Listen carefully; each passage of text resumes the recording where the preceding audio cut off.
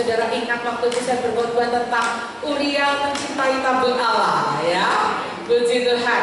Saya ajak Bapak Ibu Saudara, kita akan buka Yesaya pasal 42 ayat yang ke-10 berkenaan dengan hari kelahiran, memperingati hari kelahiran bangsa kita. Ya, kita akan baca Yesaya 42 ayat yang ke-10. Kita akan baca sama-sama. 1, 2, 3.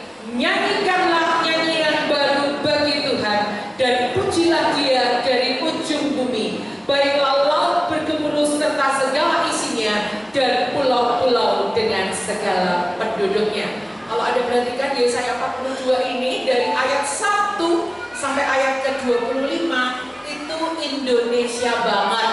Anda kalau cari kata Indonesia itu di Alkitab tidak ada. Tapi Yesaya 42 ini semua ciri-ciri Indonesia ada di Yesaya 42 ini. Salah satu janjinya adalah kebangkitan praise and worship. Nyanyikanlah nyanyian baru bagi Tuhan. Ujung bumi itu ada di Indonesia, yaitu di Papua. Pulau-pulau itu ada di Indonesia. Indonesia adalah negara dengan pulau-pulau ribuan. Tidak ada negara yang seperti di Indonesia yang terdiri dari ribuan pulau. Bahkan banyak pulau belum ada namanya, ya. Oke, jadi apakah Anda siap hari ini belajar meninggikan, memuliakan nama Tuhan? Siap hari ini memuji dan meninggikan nama Tuhan? Salah satu penggenapan Indonesia akan mengalami transformasi adalah kebangkitan praise and worship. Kebangkitan pujian dan penyembahan itu diawali di Indonesia. Itu adalah janji Tuhan buat bangsa kita. Jadi di perayaan 17 Agustus hari ini kita akan belajar bagaimana kita menggenapkan nubuatan dan kehendak Tuhan di Yesaya 42 ini. Dimulai dari tempat ini ada kebangkitan praise and worship. Baik, saya minta PowerPoint saya boleh disiapkan. Kita hari ini pesta pujian, mempelajari ekspresi pujian dan penyembahan pada Tuhan. Next. Nah, saudara, apa bedanya ketika kita beribadah itu melompat, bertepuk tangan, menari, bersorak? Apa bedanya dengan di luar sana orang pencak silat, ya, orang cheerleader yang memberi semangat kepada pemain bola atau pembasket atau voli gitu ya? Apa bedanya dengan kita penari-penari latar yang mengiringi artis-artis menari? Itu bedanya apa gitu ya? Next, kita akan lihat ada seorang bernama Bapak Advent Bangun. Mungkin kalau generasi baby boomers yang di atas saya itu paham Advent Bangun ini ya.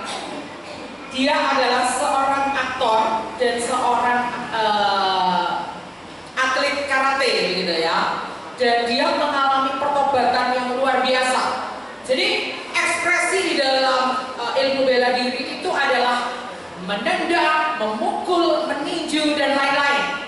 Itu kalau nggak hati-hati dan kalau ditunggangi kuasa kegelapan, kalau diisi dengan segala macam yang bukan dari Tuhan, itu ada bahayanya, yaitu ekspresi dari kebencian, percideraan, kemarahan, keangkuhan, nggak mau kalah dan kesombongan. Saya nggak bilang kalau pencak silat itu seperti itu ya, tapi kalau nggak hati-hati bisa agak nyerempet ke arah sana. Kita akan saksikan videonya berikut ini ya, potongan video ya. Baik.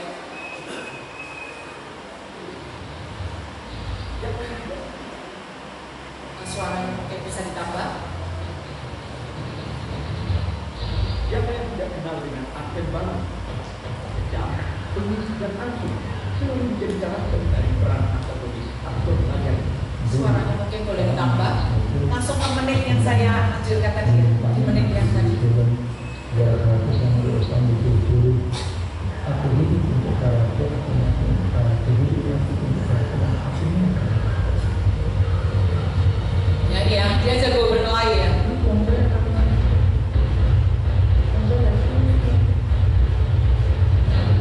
Oke, cukup. Ya, cukup. Itu tadi kesaksian Advent Bangun. Nanti kalau Anda kepengen videonya yang lengkap bisa minta ke teman-teman multimedia ya. Next kita lihat. Jadi ekspresi Advent Bangun dulu sebelum bertobat adalah menendang, memukul, meninju.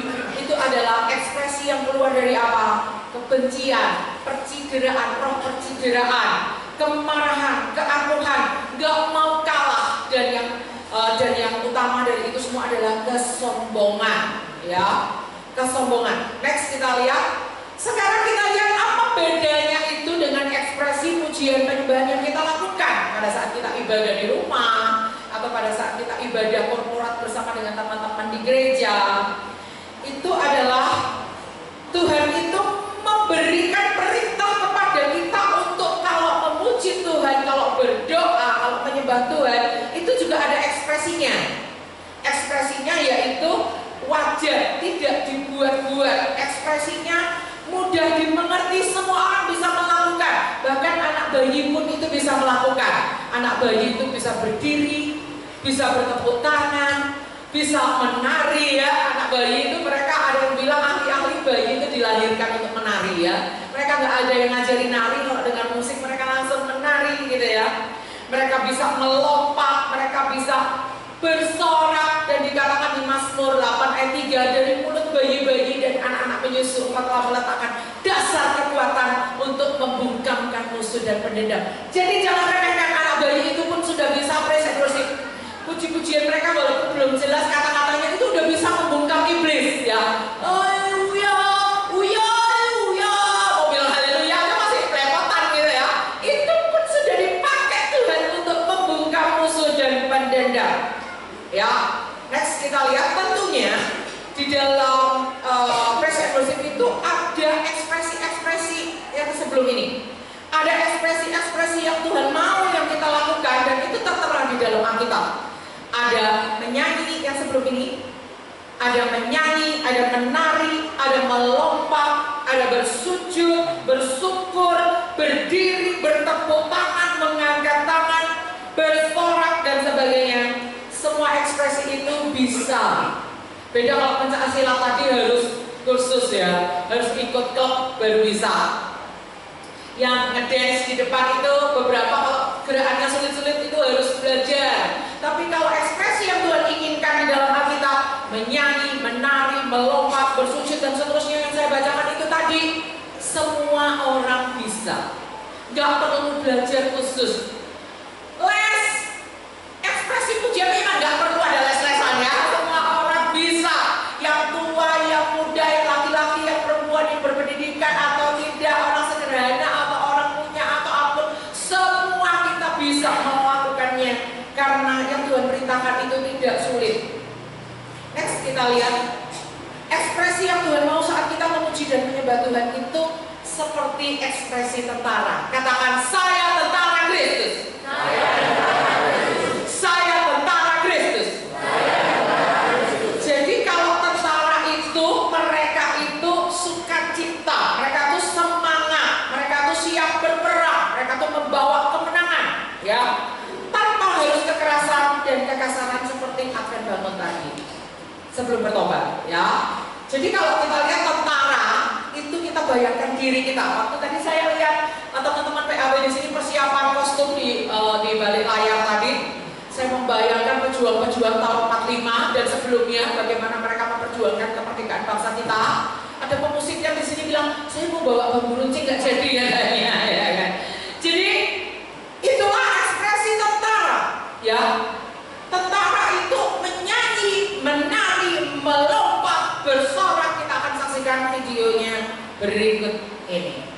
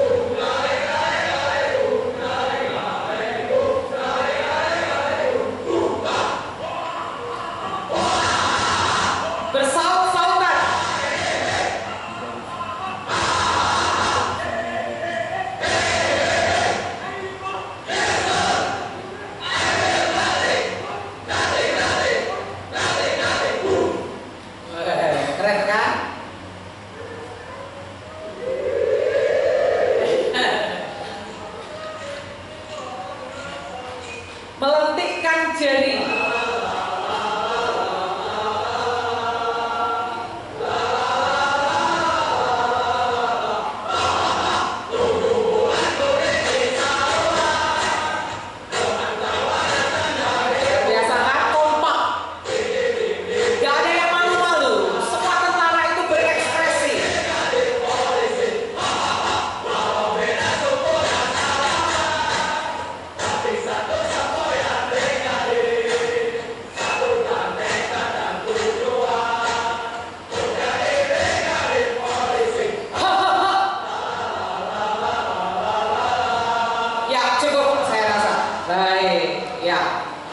Nah, itu ekspresi tentara. Tentara itu melompat, menari, mengangkat tangan, bertepuk tangan, menyanyi.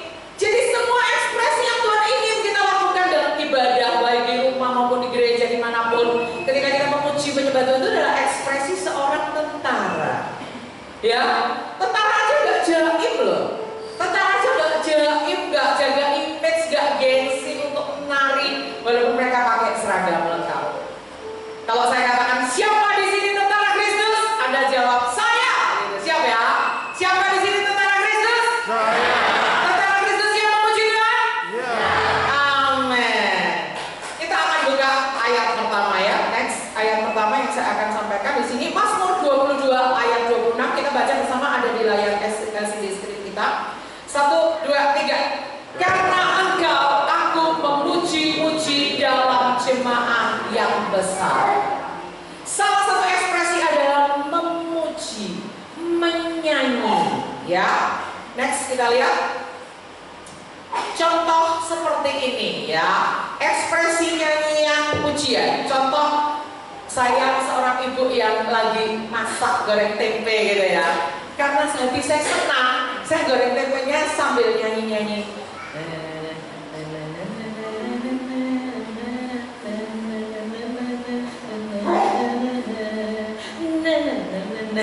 Sambil goreng tempe ya. Jagailah karomere entehe, ampena jonge, cesemena jonge. Dilarang Allah ada di dalamku, bukan menari seperti dalam menari. Sambil goreng tempe, sambil masak nasi, sambil goreng bakwan, menyanyi karena hatinya senang, hatinya bersuka cita. Kalau anaknya nggak lulus, nggak naik kelas, pasti goreng tempenya.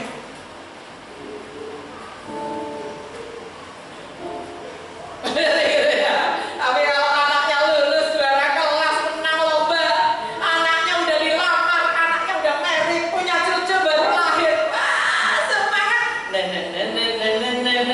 Kenapa kita nyanyi? Karena itu adalah ekspresi sukacita. Next kita akan lihat contohnya di Alkitab adalah Rasul Paulus dan Silas dalam penjara.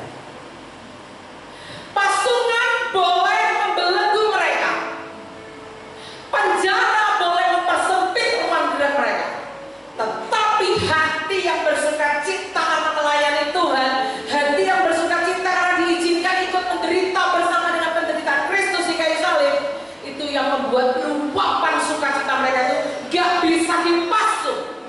Luapan sukacita mereka itu gak bisa dipenjara. Mereka dipenjara, mereka dipasung, tetapi nyanyian mereka tidak terpenjara. Amin. Apapun boleh menimpa kita, kita harus hadapi dengan sukacita. Dimanapun kita akan menyanyi memuji Tuhan. Di mobil, di atas motor, mungkin kalau buka mulut takut debu-debu masuk, bersenandung di dalam hati. Waktu kita bekerja, waktu kita belajar, waktu kita melakukan pekerjaan, waktu kita sambil nemenin anak, ngomong cucu dan lain sebagainya, hati kita terus bernyanyi. Ada amin? Ada haleluya? Lanjut. Jadi nyanyian itu apa? Nyanyian itu adalah lambang sukacita seperti barisan tentara yang sedang bernyanyi. Pernah nggak lihat tentara itu satu grup gitu, satu batalion gitu, atau satu apalah namanya, kesatuan atau apa, lari di jalan-jalan sambil nyanyi, ambil olahraga sambil nyanyi, Anda pernah lihat nggak? Nah, pasti kalau mereka lewat sambil nyanyi, semua orang mata langsung tertuju. Stop.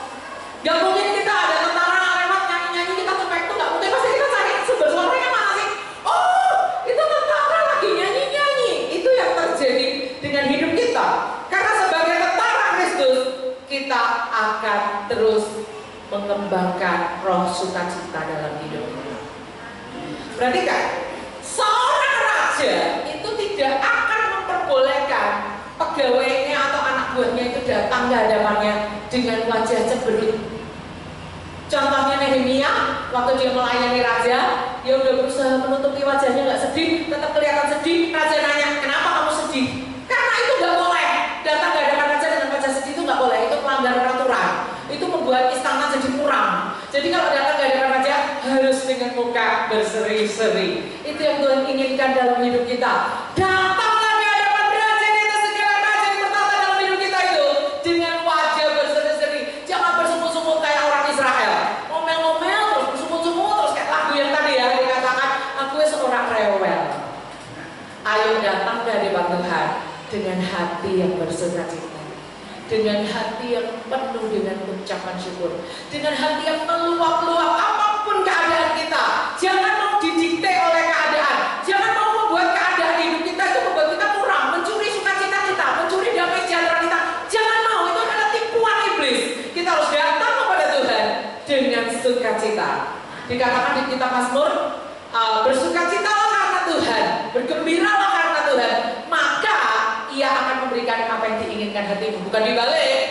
Kalau Tuhan memberikan apa yang diinginkan hatimu, bersukacitalah. Itu kebalik. Yang betul adalah bersukacita dulu, baru Tuhan akan berikan apa yang diinginkan hatimu. Contohnya Hana.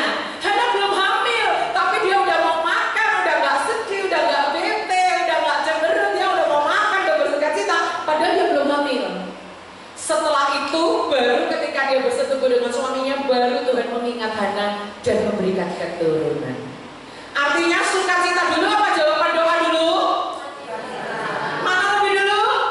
Sukacita dulu. Jawaban doa apa belakangan, itu cuma mengikuti, itu cuma bonus.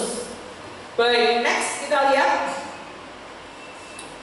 Kita akan baca Mazmur 22 ayat 4. Nggak ada di layar, ini saya tambahkan tadi pagi kemarin waktu saya persiapan ini. Yuk kita buka Mazmur 22 ayat 4. Di sana dikatakan, padahal engkaulah yang kudus yang bersemayam di atas puji-pujian orang Israel. Bersemayam itu apa Bapak Ibu Saudara? Duduk, tinggal, diam. Bersemayam itu arti bertahta. Jadi Tuhan itu bertahta di atas apa? Puji-pujian orang Israel. Jadi pada saat kita memuji Tuhan dengan segenap hati, nggak asal-asalan ya, dengan segenap hati, dengan segenap jiwa, ada pemusik, ada vokalis, ada jemaat, semuanya puji Tuhan. Shalom, shalom. Puji Tuhan dengan segenap hati. Itu Tuhan itu puji-pujian kita tuh seperti kursi, seperti membuat suatu kursi tahta. Lalu Tuhan itu duduk di atas kursi itu, jegrek gitu. Waktu Tuhan bertahta, kira-kira apa yang terjadi dengan hadirat iblis? Ngacir, minggir. Iblis itu apa? Penguasa di udara. Jadi di udara ini ada penguasanya namanya iblis. Tapi ketika kita memuji Tuhan, suara kita terangkat ke surga, suara kita terangkat memenuhi atmosfer di tempat ini, di Perampangan ini, di Blitar ini, di Jawa Timur ini, di Indonesia ini. Ketika suara kita memenuhi dengan semua hati yang terangkat ke surga, di situ Tuhan bertahta. Jebret. Waktu Tuhan bertahta di atas kursi yang terdiri dari puji-pujian kita, disitulah iblis yang penguasa udara itu ngacir, minggir. Contohnya waktu Daud main kecapi, apa yang terjadi dengan Saul? Sembuh. Begitu Daud berhenti main kecapi, kadang-kadang Saul kumat lagi. Apa yang terjadi? Daud datang lagi, ngapain? Main kecapi lagi. Ngapain Daud main kecapi? Membangun tahta Allah, mendirikan kursi tahta untuk Tuhan duduk di atasnya. Waktu Tuhan duduk di atasnya, apa yang terjadi? Iblis ngacir, minggir, lewat. Dia gak akan tahan di mana Tuhan bertahta. Iblis gak akan tahan berada di sana. Kita lihat gambarnya berikut ini. Nah, ini gambar daripada Daud yang bermain kecapi ketika Saul dirasuk oleh roh jahat. Percayalah, kalau kita kompak memuji Tuhan, di setiap rumah ada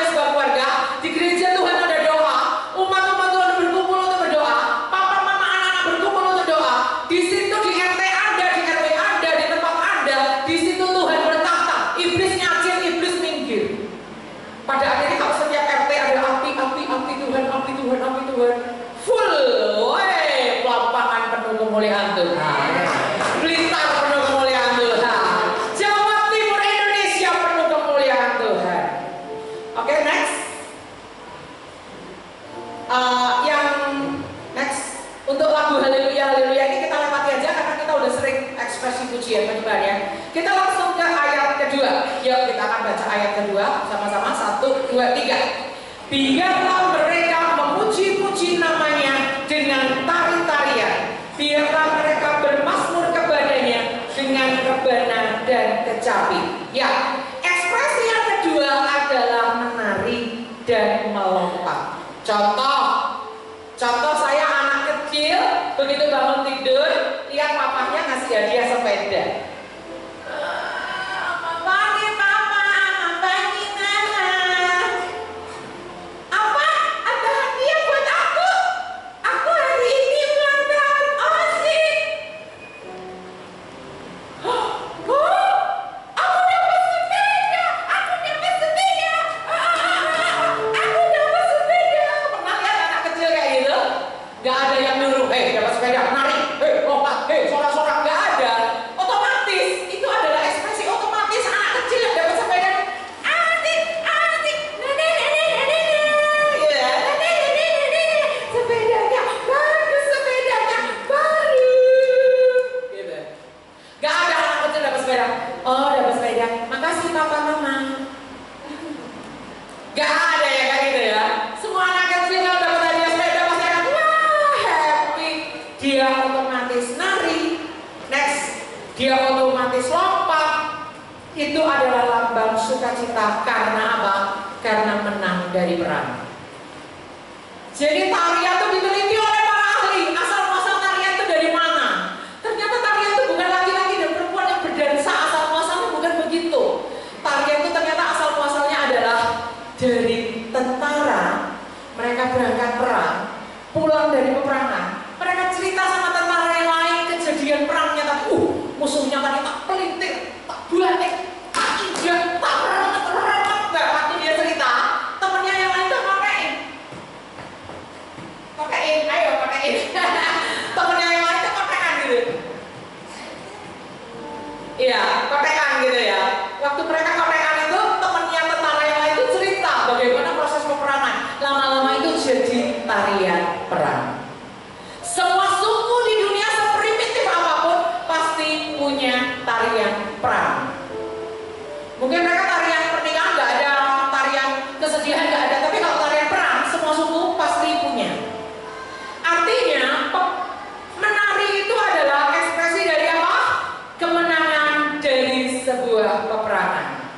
Sukacita karena menang dari peperangan.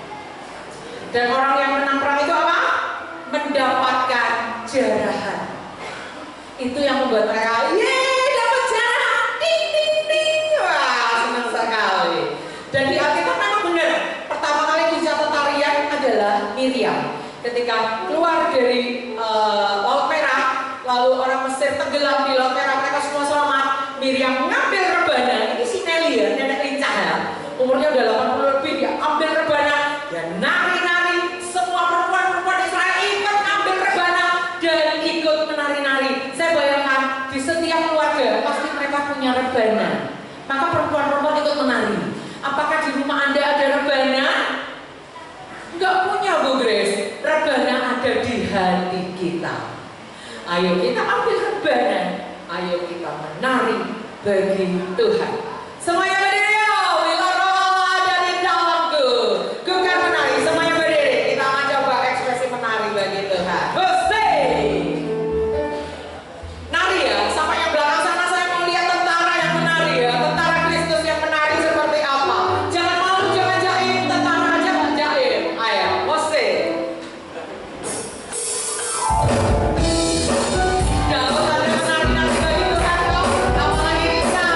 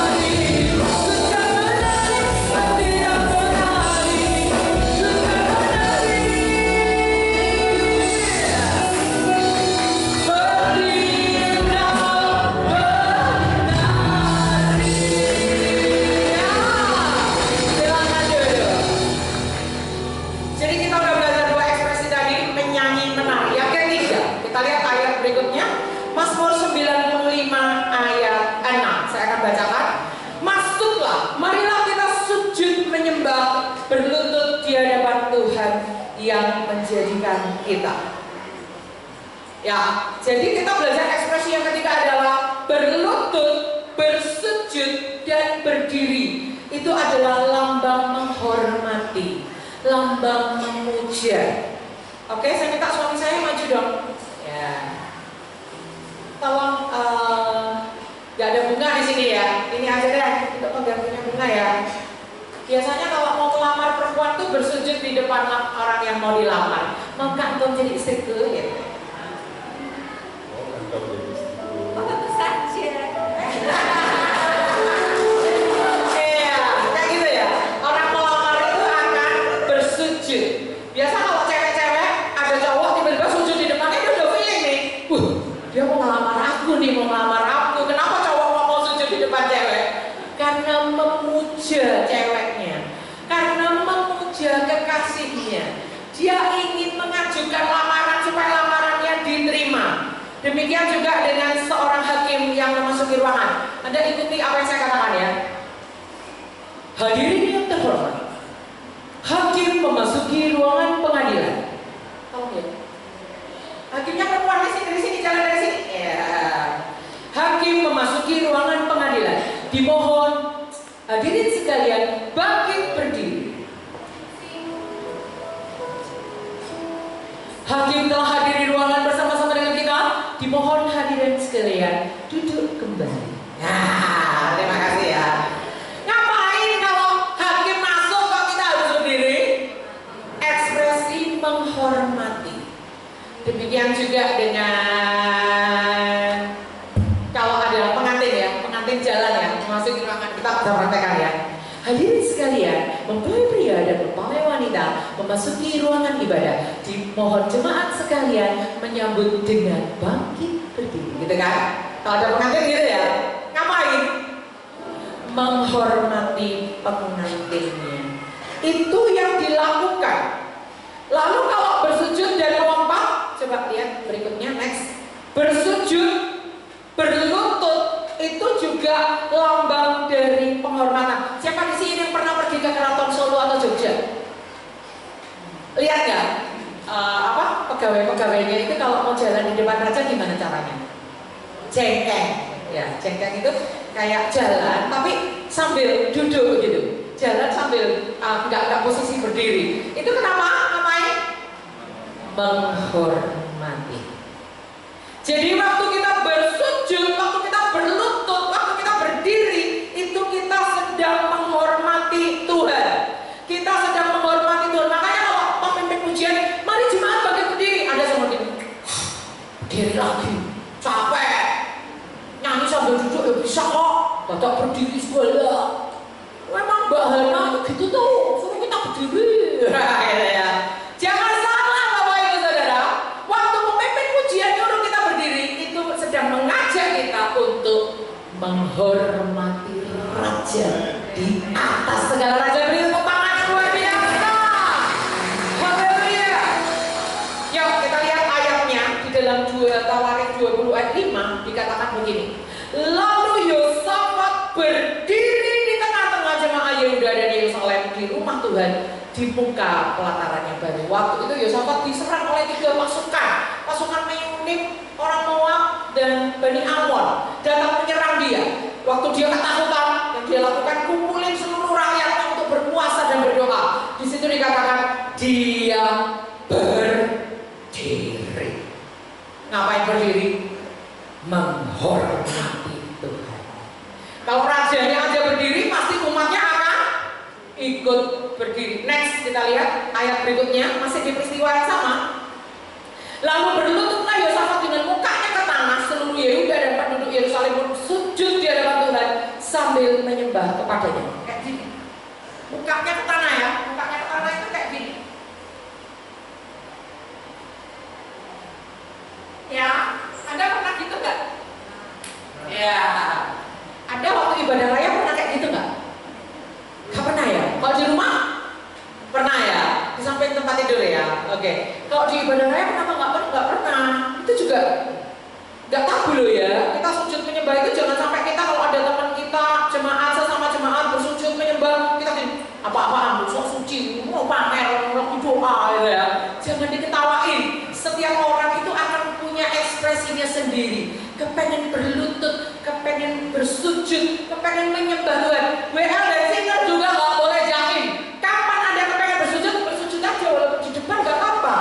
Boleh, gak ada yang melarang. Justru Tuhan itu perintahkan untuk umat Tuhan itu bersujud, bertelut, berdiri, mengangkat tangan dan seterusnya.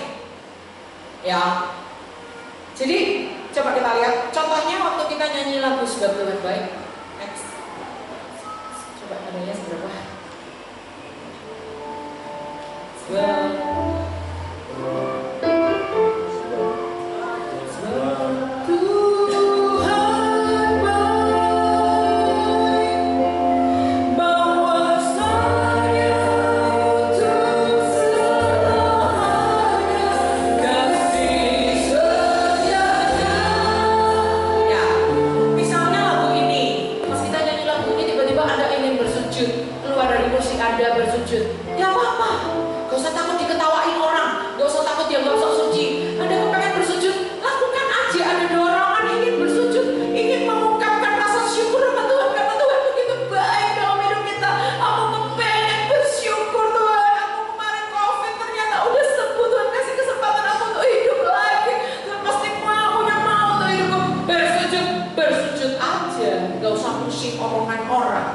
Gak usah pusing orang mau mencibir kita dan sebagainya. Next, ayat berikutnya Mazmur 47 ayat 2. Kita akan baca sama-sama 1, 2, 3. Hai segala bangsa, bertepuk tanganlah, elu-elukanlah Allah dengan sorak-sorai. Saya bikin tepuk Yesus itu di TikTok. Bukan saya penciptanya, tapi saya masukkan di TikTok tuh viral. Tepuk Yesus, Yesus, Yesus, yes, gitu ya. Viral saudara, tepuk Yesus itu saya bikin di TikTok ya. Lalu banyak orang yang seberang itu bilang, Tuhannya kok ditepuki, Tuhannya kok ditepuki, gitu ya. Terus mereka itu, bagi saya ya, mereka itu nggak paham ayat ini karena mereka bukan penganut Alkitab, otomatis mereka nggak paham, kita maklumi aja. Mereka nggak paham kalau di Mazmur 47 ayat 2 dikatakan, hai segala bangsa, bertepuk tanganlah, elu-elukanlah Allah dengan sorak-sorai. Siapa yang menulis Mazmur 47 ini? Kita buka Alkitab kita yuk. Mazmur 47 ini ditulis oleh siapa? Ayat 1. Untuk pemimpin biduan dari Bani, ayo dibuka ayatnya. Mazmur 47 ayat 1. Untuk pemimpin biduan dari Bani Korah. Next kita lihat gambar berikutnya. Bani Korah itu apa? Bani Korah itu ada di antara mereka yang namanya Datan, Abiram. Bani Korah itu memberontak kepada Tuhan, gak terima. Kenapa yang menjadi orang Lewi yang memimpin tuh kok harus Imam Harun? Emang gak ada, emang kita ini gak bisa jadi pemimpin. Mereka marah sama kepemimpinan yang Tuhan tunjuk kepada Harun. Akhirnya apa yang terjadi? Kumpulkan tongkat. Nanti tongkat yang berguna itulah yang aku pilih. Ternyata tongkat itu kan benda mati ya. Coba Anda beli tongkat pramuka di toko, bisa berbunga? Nggak bisa, itu kan udah mati ya tongkatnya ya, kayunya ya. Itu punya Harun bisa berbunga. Lalu apa yang terjadi dengan Bani Korah? Bumi terbelah, anak-anaknya Bani Korah mati di situ.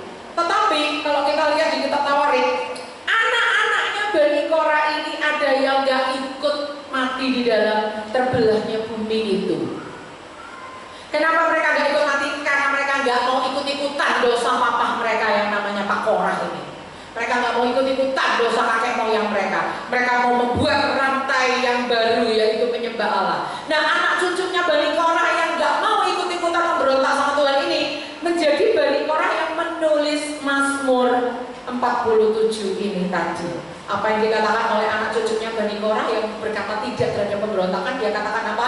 Hai segala bangsa, bertepuk tanganlah, elu-elukanlah Allah dengan sorak-sorai. Next kita lihat. Ekspresi keempat yang kita pelajari adalah ekspresi bertepuk tangan. Katakan bertepuk tangan. Contoh, seorang rajin kalau memanggil anak buahnya adalah dengan cara bertepuk tangan. Nanti kalau saya panggil ada semua 2 orang langsung lari ke depan saya ya. Tunggu ya, saya panggilnya nggak pakai teriak-teriak ya, hanya pakai tepuk tangan doang. Siap ya? 2 orang ya. Pelayan. Hehehe, udah siap. Coba. Kalau saya ketepuknya 1 berarti sambil lari ya. Kalau tadi kan sambil jalan. Pelayan. Beri tepuk tangan buat mereka. Raja itu gak usah teriak-teriak pelayan. Gak usah, cukup dengan bertepuk tangan. Artinya apa? Siapa pelayan kita, halo? Pelayan kita adalah malaikat-malaikat Tuhan yang diperintahkan melayani kita. Yuk kita buka ayatnya, Ibrani 1 ayat 14. Ibrani 1 ayat 14 di sana dikatakan, bukankah mereka semua adalah roh-roh yang melayani, yang diutus untuk melayani mereka yang harus memperoleh keselamatan. Padahal malaikat itu di mana dia nginepnya, di hotel mana? Anda tahu? Malaikat Tuhan itu berkemah di sekeliling rumah orang percaya. Artinya misalnya ini rumah saya, di situ ada malaikat nih bertenda-tenda nih mengelilingi rumah saya. Jadi kalau saya lupa kunci pintu, tenang, nggak usah khawatir, nggak usah balik ulang lagi kunci lagi, nggak usah. Gak ada yang berani nyuri. Karena rumah saya dijaga oleh malaikat Tuhan. Nah, pada saat kita bertepuk tangan memuji Tuhan, sama saja kita kayak mendatangkan malaikat-malaikat itu segera datang. Apa yang kita memerintahkan buat mereka? Tapi kita nggak boleh berdoa pada malaikat ya. Misalnya gini, malaikat Tuhan, tolong jagai aku di perjalanan, itu doa yang salah. Nggak boleh ya. Doanya tetap kepada Tuhan. Tuhan, kirimkan malaikatmu untuk menjagai perjalananku. Kirimkan malaikatmu untuk menjagai rumahku. Kirimkan malaikatmu untuk menjagai usahaku. Seperti Yabes berdoa, kiranya Allah memberkati aku berlimpah-limpah, memperluas daerahku, biarlah tanganmu menyertai dan melindungi aku. Artinya ketika usaha pekerjaan kita diperluas, kita jadi berkat untuk orang yang lebih banyak lagi. Perlindungan dan penyertaan Tuhan juga lebih luas lagi, atas area yang lebih luas lagi. Mungkin waktu usaha kita masih kecil, kita bisa ngawasi sendiri. Tapi waktu usaha kita udah dibuat Tuhan membesar, kita nggak mungkin ngawasin satu-satu. Minta malaikat Tuhan, minta Tuhan mengirimkan malaikatnya untuk menjaga usaha kita, pekerjaan kita, keluarga kita, rumah kita, harta kita. Amin. Jadi waktu kita bertepuk tangan, kita seperti mengundang malaikat datang untuk melakukan apa yang kita perkatakan. Dalam nama Yesus, keluargaku sudah sembuh, anakku yang saat ini sakit sudah sembuh dalam nama Yesus. Malaikat ambil perkataan kita, dia lakukan seperti yang Tuhan perintahkan untuk membawa kesembuhan buat anak kita. Makanya kita nggak boleh ngomong yang sia-sia. Misalnya gini, oh kenapa anakku sakit gak sembuh-sembuh ya? Nah itu akan jadi gak sembuh, yang diambil oleh malaikat iblis. Waktu kita berkata, aduh kenapa aku jadi orang kok bodoh kayak gini ya? Kata-kata bodoh itu ditangkap oleh malaikat iblis, dilakukan, kita jadi bodoh beneran. Makanya nggak boleh ngomong yang sia-sia. Contohnya, matang aku, cilaka 12, gila bener aku ini, kok bego amat sih aku ini. Nggak boleh ngomong kayak gitu. Harus ngomong yang positif. Katakan, berkata-kata positif sama saja dengan memerintah malaikat Tuhan melakukan apa yang kita katakan. Oke, next kita lihat. Bertepuk tangan juga lambang kita mengeluh-elukan jagoan kita. Contoh kalau kita nonton bola ya, nonton bola. Misalnya ada apa? Juventus atau apa sukanya? Atau Garuda? MU lawan apa yang paling terakhir ini? Lawan apa? Oh, saya nggak tahu ya. MU misalnya lawan Juventus. Arema. MU ya. Kalau MU ngegolin itu, MU di depan TV kayak orang gila ya kan. Istrinya, anaknya tidur, semuanya jadi kebangun gara-gara papahnya nonton MU ya kan. Apa yang dilakukan waktu jagoannya menang? Tepuk tangan. Betul? Anda kalau lihat artis nyanyi, terus penampilannya bagus, apa yang Anda lakukan? Tepuk tangan. Itu udah pasti natural. Artinya waktu kita bertepuk tangan, kita sedang mengeluh-elukan Tuhan. Kita sedang mengeluh-elukan Tuhan sebagai jagoan kita. Yuk kita buka Yesaya 42 ayat 13. Yuk kita buka Yesaya 42 ayat 13. Ini ayat yang sangat penting teman-teman. Di situ katakan begini, baiklah mereka memberi penghormatan kepada pujian yang kepadanya di pulau-pulau. Tuhan keluar berperang seperti orang perang. Ia membangkitkan semangatnya untuk, ia bertepik sorak, ia memekik terhadap musuh-musuhnya, ia membuktikan kepahlawanannya. Berarti kan Tuhan itu bertepik, Tuhan itu juga berseru, Tuhan itu juga memekik. Jadi kalau kita berseru untuk Tuhan itu jangan dianggap urakan. Ih, Bu Kris ini urakan, ibadah, haleluya, urakan banget sih Bu Kris ini. Salah saudara, ini loh ayatnya. Tuhan aja memekik, Tuhan aja bertepik sorak, Tuhan aja bersorak-sorai. Jadi saya bayangkan Tuhan kalau berperang melawan musuhnya itu ngapain?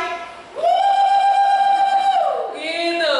Itu bukan urakan, itu adalah ekspresi seorang pahlawan, ekspresi seorang pejuang. Kenapa kok baru kali itu Yesus masuk bait Allah, menguduskan bait Allah? Padahal bait Allah itu Yesus sering masuk keluar situ. Kok baru kali itu aja loh dia membongkar bangkitkan meja penukar uang, pedagang-pedagang merpati dan lain sebagainya. Kenapa kok baru kali itu Yesus menguduskan bait Allah? Padahal Yesus sering keluar masuk bait Allah. Jawabannya adalah karena ada orang-orang yang berteriak, Hosana, Hosana, diberkatilah dia yang datang dalam nama Tuhan. Anak-anak kecil juga menyanyi, Hosana, Hosana. Waktu nyanyian itu naik, Yesus bangkit seperti pahlawan. Dia kuduskan bait Allah. Paham? Jadi waktu kita memuji, kita meninggikan Tuhan, kita seperti nyorakin Tuhan itu seperti pahlawan kita gitu, yang bertempur atas masalah kita, yang bertempur untuk mengalahkan karakter kita yang buruk, yang bertempur untuk memisahkan kita dari pengaruh-pengaruh dunia yang jahat, yang bertempur untuk mengalahkan iblis yang sedang bercokol di pikiran kita, iblis yang sedang merasuk hidup kita. Kita lakukan dengan apa? Bersorak-sorai, bertepuk tangan. Jadi bersorak-sorai adalah lambang teks, lambang kita meminta babak tambahan pada Tuhan. Ada pernah nggak nonton konser gitu ya, nonton konser, penampilannya ada lagu terakhir nih, di buku acaranya ada lagu terakhir ya. Terus penontonnya berdiri, tepuk tangan sambil berdiri, padahal pemainnya udah masuk semua ke dalam, udah nggak ada lagi. Tepuk tangan sambil berdiri, terus namanya standing applause namanya. Wah, semua orang standing applause. Namanya penonton nggak berhenti-berhenti tepuk tangannya, nggak berhenti-berhenti sampai 2 menit, sampai 5 menit. Tepuk tangan terus. Apa yang terjadi? Maka pemain itu akan keluar lagi, akan mengeluarkan lagu yang lebih baik dari lagu yang terakhir tadi. Makanya semua pemain konser itu akan menyimpan lagu terakhirnya yang paling bagus itu nggak dikeluarkan. Jaga-jaga, kalau penontonnya minta tambahan, kalau minta tambahan, ya dia nggak punya lagu lagi terus gimana deh? Jadi lagu terbaiknya akan disimpan. Jaga-jaga kalau penonton minta tambahan, dia akan keluarkan lagu yang lebih bagus lagi. Percayalah, waktu itu kita bertepuk tangan untuk Tuhan, kita seperti minta babak tambahan sama Tuhan. Lebih lagi Tuhan, lebih lagi kerjakan, kirim malaikatmu lebih banyak lagi, mujizat engkau kerjakan lebih dahsyat lagi. Semuanya berdiri, kita akan bertepuk tangan selama 1 menit. Semuanya berdiri. Mari kita bertepuk tangan bagi Tuhan. Mari kita bertepuk tangan bagi raja-raja. Mari kita bertepuk tangan dalam segala keajaiban dan segala mujizat yang dia beri dalam hidup kita. Kalian semua yang lain teruskan. Teruskan haleluya. Teruskan haleluya. Mari kita bertepuk lebih lagi. Lebih lagi. Lebih dahsyat lagi buat Allah kita. Katakan puji Tuhan. Puji Tuhan. Haleluya. Haleluya. Silakan duduk. Kira-kira seperti itu. Jadi kalau Mbak Hana atau siapapun WL di sini ngajak kita bertepuk tangan, kita jangan gini. Tepuk tangan lagi deh. Tepuk tangan. Kebiasaan banget sih di sini WL selalu ngajak kita tepuk tangan. Bukan begitu. Kalau Bu Hana atau siapapun di sini, mari bertepuk tangan. Anda ambil kesempatan itu. Yeay, haleluya. Minta babak tambahan sama Tuhan. Amin. Next ayat berikutnya. Mazmur 65. Demikianlah aku mau memuji Engkau seumur hidupku dan menaikkan tanganku demi namamu. Kita lihat ekspresinya anak kecil yang minta gendong sama papanya. Apa yang dilakukan?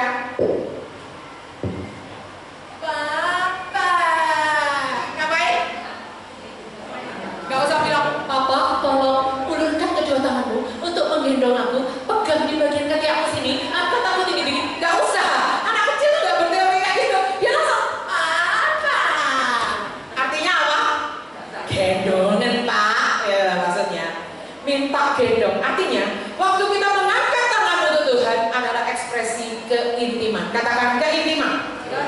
Coba dua orang sekitar kita kalau angkat tangan seperti apa? Ya, keintiman dengan Tuhan. Next. Lambang kedekatan kita. Next. Lambang kedekatan kita dengan Bapa. Berikutnya juga lambang penyerahan kita. Boleh satu orang maju.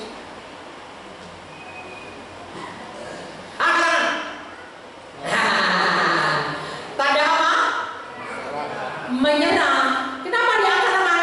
Waktu dia angkat tangan dia nggak bisa ngambil pistol, nggak bisa ngambil pisau, nggak bisa ngambil senjata apapun. Angkat tangan. Kalau nggak angkat tangan tak dor. Nah, apa tanda menyerah? Ikuti kata-kata saya. Saat saya mengangkat tangan, saya mengizinkan Tuhan turun tangan. Saya mengizinkan Tuhan turun. Tapi kalau saya turun tangan, saya membiarkan Tuhan mengangkat tangan. Saya membiarkan Tuhan mengangkat tangan. Iya, beri tepuk tangan. Waktu kita mengangkat tangan, selain kita intim dengan Bapa Surgawi, kita mau nyatakan Tuhan, aku nyerah, aku gak bisa, aku gak mampu tanpa Engkau. I'm nothing without you. Di luar Engkau, aku gak bisa berbuat apa-apa Tuhan. Aku membutuhkan Engkau Tuhan. Siapa yang mau berkata seperti itu? Katakan amin. Mengangkat tangan juga lambang penyapaan kepada Bapak. Next. Saya bayangkan kalau saya turun dari pesawat, suami saya ngejemput gitu di bandara. Apa yang saya lakukan dari jauh? Itu ruang tunggu penjemput di sana, saya di sini lagi ngambil barang gitu. Yang saya lakukan apa? Pada suami saya dari jauh. Iya, nggak mungkin. Pak, aku udah datang. Pak, nggak mungkin gitu. Dari jauh itu gini aja. Itu artinya apa? Sapaan. Katakan sapaan. Waktu kita mengangkat tangan, kita sedang menyapa Bapa di surga. Nggak mungkin Bapa di surga yang sejauh itu bumi dan surga. Kita teriak-teriak, Bapa, aku datang. Nggak mungkin gitu ya. Yang kita lakukan apa? Cukup mengangkat tangan. Next, angkat tangan juga adalah lambang kemenangan. Coba dua orang ini tinju perempuan. Tinju perempuan. Next ini. Ya, ini nggak KO ya, nggak KO tapi menang nilai ya. Pemenangnya adalah, yeay, siapa yang menang? Dia atau dia? Ya, saya angkat tangannya. Karena waktu mengangkat tangan ini ekspresi apa? Kemenangan. Terima kasih. Petinjunya jelas loh. Ya. Nah, kalau Anda malas mengangkat tangan, itu artinya Anda orang yang kalah. Tapi kalau Anda yakin bahwa kita adalah umat yang lebih dari pemenang, yang kita lakukan adalah apa? Angkat tangan. Lambang bahwa kita sudah menang. Kayak pemain bola kalau udah ngegolin, apa yang dia lakukan? Pasti angkat tangan. Karena angkat tangan itu menang. Gak mungkin habis ngegolin. Gak mungkin. Kalau habis ngegolin, itu adalah ekspresi kemenangan. Kita lihat 1 Raja-Raja 8 ayat 54. Yuk, next. 1 Raja-Raja 8 ayat 54. Saya akan bacakan untuk saudara. Karena ayat ini sangat jarang. Ayat ini sangat jarang, jadi saya bacakan 1 Raja-Raja 8 ayat 54. Di situ dikatakan seperti ini. Ketika Salomo selesai memanjatkan segala doa dan permohonan itu kepada Tuhan, bangkitlah ia dari depan mesbah Tuhan setelah berlutut dengan menadahkan tangannya ke langit. Jadi apa yang dilakukan Salomo pada saat pentabisan Baikala? Dia juga berlutut, tetapi setelah itu dia juga berdiri dan mengangkat tangan. Contoh lagunya next. Ku bawa korban syukur.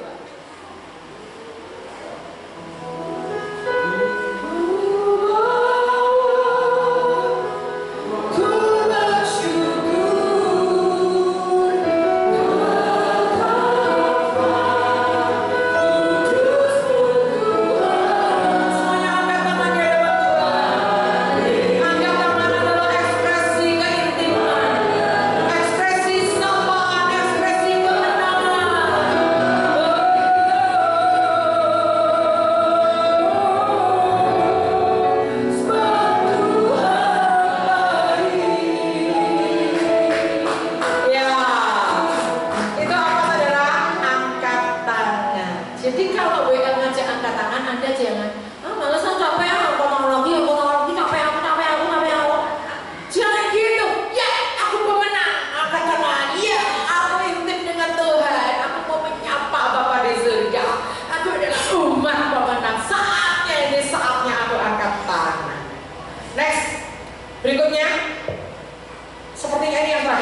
Mazmur 42 ayat 5. Kalau saya bilang sepertinya ini yang terakhir, ada yang begini, ya kok terakhir gitu ya, siap ya? Sepertinya ini yang terakhir. Tulus nggak nih? Tulus nggak? Ya, kita lihat ya, Mazmur 47 ayat 5, kita baca sama-sama, 1, 2, 3.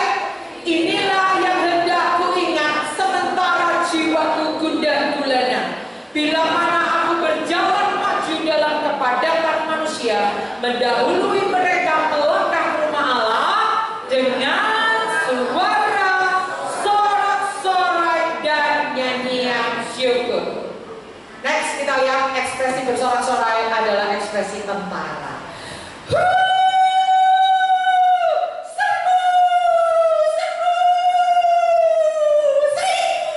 Ya, nggak mungkin tentara serbu, nggak ada tentara kayak gitu. Itu berarti nggak niat perang. Kalau tentara niat perang itu pasti serbu. Wah, kayak gitu dong.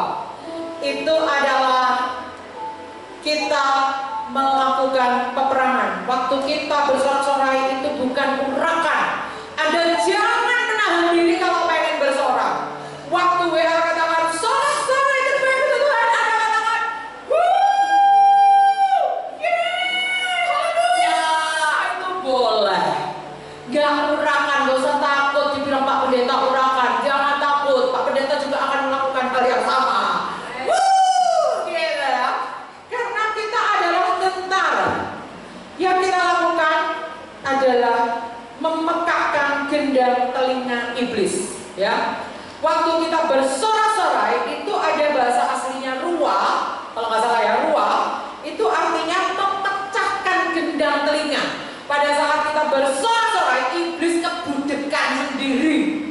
Waktu kita bersorak-sorai, iblis ketakutan, lari kocar-kacir, tunggang langgang, ketakutan. Karena yang ngomong ini bukan suara biasa, suara dari orang yang diurap itu kan. Kalau yang bersorak, orang nggak kenal Tuhan, orang nggak terima Yesus, itu nggak ada ngaruhnya. Iblis nggak akan takut. Tapi begitu anak Tuhan bersorak, iblis langsung wah, gendang telinganya pecah. Itu bahasa aslinya artinya memecahkan gendang telinga. Next, bersorak-sorai adalah lambang kita menakut-nakuti musuh dengan memecahkan gendang telinga musuh. Jadi next kita lihat sorak-sorai adalah lambang kita sedang senang dan bersuka cita di hadapan Tuhan. Contoh, seorang anak SMA melihat papan pengumuman kelulusan. Wih, aku lulus, yeay! Gak mungkin aku lulus, yeay. Gak mungkin begitu. Gak mungkin aku lulus keterima pegawai negeri, asyik. Gak mungkin gitu, asyik. Waktu bangsa Israel berseru di tembok Yeriko, apa kata-kata seruannya ditulis nggak dalam Alkitab? Sampai tembok itu roboh, ada tulisannya nggak? Kata-kata seruannya apa? Haleluya? Nggak ada, Alkitab nggak nulis. Kata-kata seruannya apa? Nggak ditulis. Artinya, waktu bangsa Israel mengelilingi tembok Yeriko, mereka berseru, seruannya bisa apa aja. Bisa ye, bisa hu, bisa asle, bisa hore, bisa haleluya, bisa puji Tuhan, bisa hosana, bisa apa aja suka-suka mereka. Yang penting berseru. Ya, si Yosua nggak bilang sama bangsa Israel seruannya harus ye, hu, gitu, nggak ada. Terserah mereka, yang penting berseru, yang penting bersorak. Ayo kita bersorak bagi Tuhan. Next kita lihat gambarnya. Saya percaya waktu tembok Yeriko itu roboh, malaikat tuh udah pada antri nunggu. Malaikat tuh nunggu di temboknya masing-masing. Seluruh tembok Yeriko seluas itu ada ribuan malaikat, jutaan malaikat nunggu di posisi masing-masing. Ngapain? Nunggu sorakan bangsa Israel. Begitu Yosua ngomong sama bangsa Israel, berseru, di situ ada yang hosana, ada malaikat itu roboh tembok Yeriko. Apa tembok Yeriko dalam hidup kita? Semua tembok kemustahilan adalah tembok Yeriko dalam hidup kita.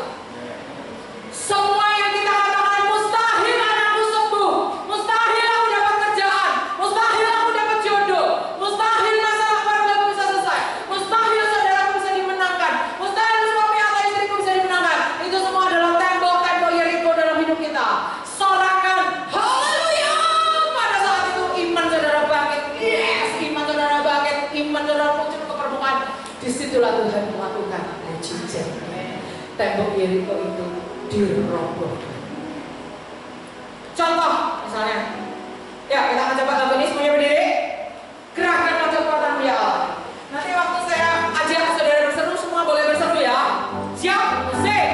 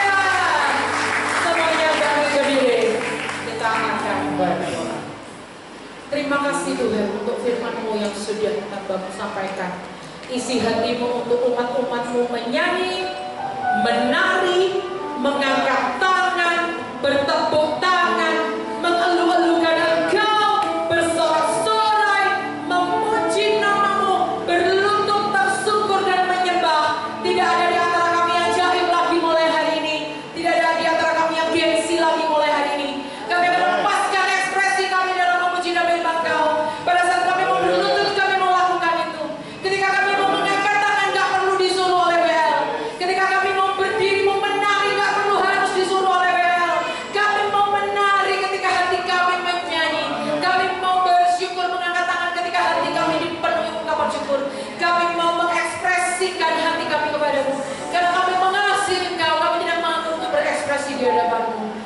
kasih Tuhan. Biar firman-Mu Kau tanamkan buat hidup kami. Kami mau mengembangkan ekspresi pujian penyembahan dalam hidup kami. Karena seperti firman-Mu di dalam Yesaya 42, kami rindu hidup kami menjadi kebangkitan praise and worship atas Indonesia. Sehingga nubuatan-Mu atas Indonesia boleh digenapi di Yesaya 42. Terima kasih Bapa. Segala pujian, hormat, syukur hanya bagi nama-Mu. Di dalam nama Yesus kami katakan.